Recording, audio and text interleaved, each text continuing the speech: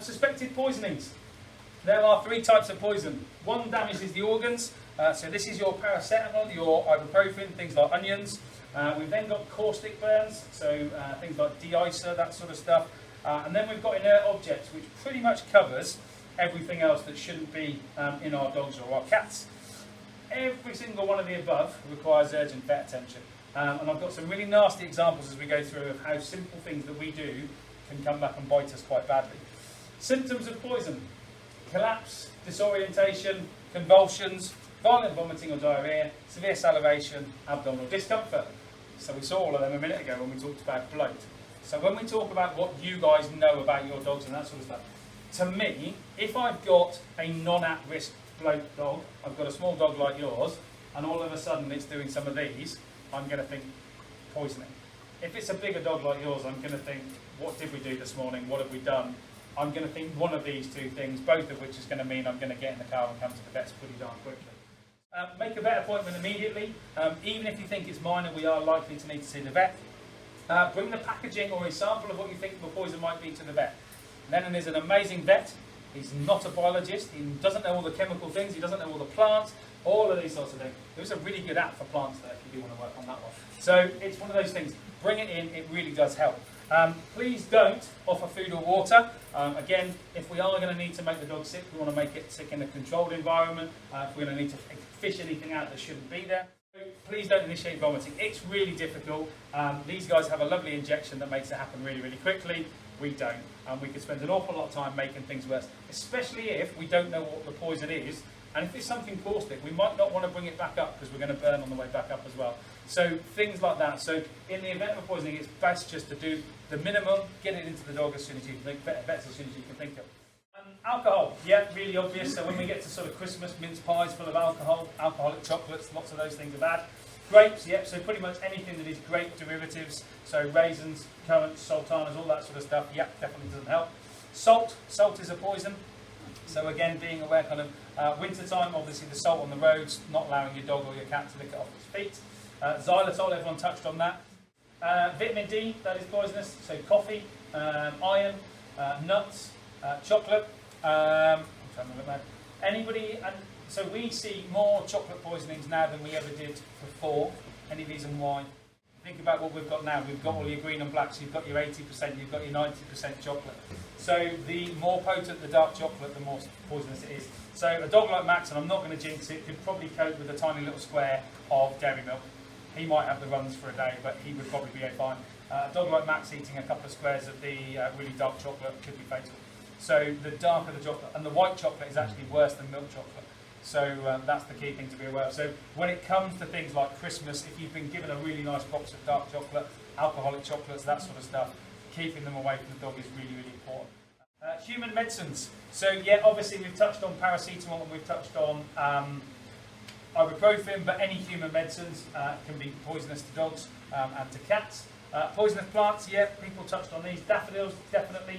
Azaleas, conkers and acorns. The yew tree is poisonous. Lilies are poisonous to dogs and cats, especially cats. If you're a cat owner and you're ever given lilies, give them away very quickly. Our cats have a nasty habit of rubbing up against it. They then take themselves off to the corner and give themselves a clean, and the first thing you see is a cat that's really, really, really sick. And because they don't, a bit like we touched on earlier in terms of pain, cats will take themselves off and hide. The time you find your cat is very, very sick, and it's normally fatal. So I always say to any cat owners, if you're ever given lilies, give them away very quickly. Because it's not just, everyone talks about the fact it's the pollen and it's the lot, so if they did nibble on it, it is poison to dogs, but not quite so extreme. I think the only reason we don't see much of it in dogs is because normally they're up on the side, aren't they? They're up out of the way, and the dog's not normally going past them, whereas the cats will go past them. And it's, yeah, the key one with cats is the pollen on their fur. The cherry tree and the laurel tree, the only part of a cherry tree that's not poisonous is the ripe fruit. The stones of a cherry tree contain, oh god, the poison. Something that we used to have lots and lots of. Cyanide. Yeah, cyanide. So actually cherries can be really, really poisonous. So if you've got a dog that likes cherries, fine, but take all the pips out, stones out first.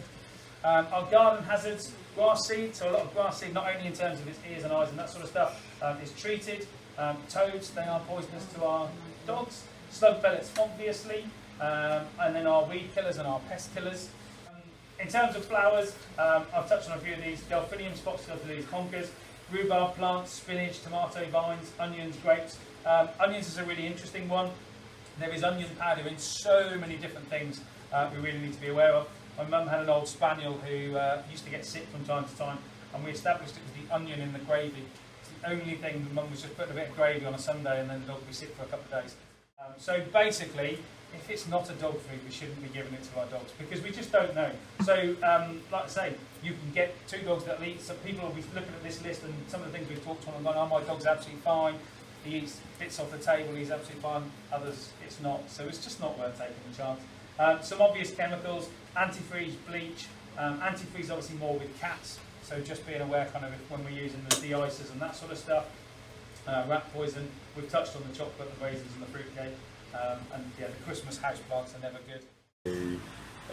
Talking about poisoning, so just a few little things as well. We talk about chocolate, we talk about cocoa shells, okay, and don't forget that apart from edible chocolate, the active ingredient is this particular thing called theobromine. Okay, so in dark chocolate, the concentration of theobromine is much higher than milk chocolate, which is why dark chocolate is more poisonous. And randomly, theobromine is also very high in cocoa shells, which is what they use for fertilizer, mulch in the garden. So just be quite careful, because they like eating that. There's also theobromine, same as chocolate poisoning. Yep. So chewing gum is very, very poisonous in dogs, because the xylitol concentration is actually quite high. So just be quite careful of that as well. And which is also why when we talk about doggy toothpaste, don't use human toothpaste, because human toothpaste more than likely they contain xylitol as well. So use doggy toothpaste. Yeah. Heat stroke.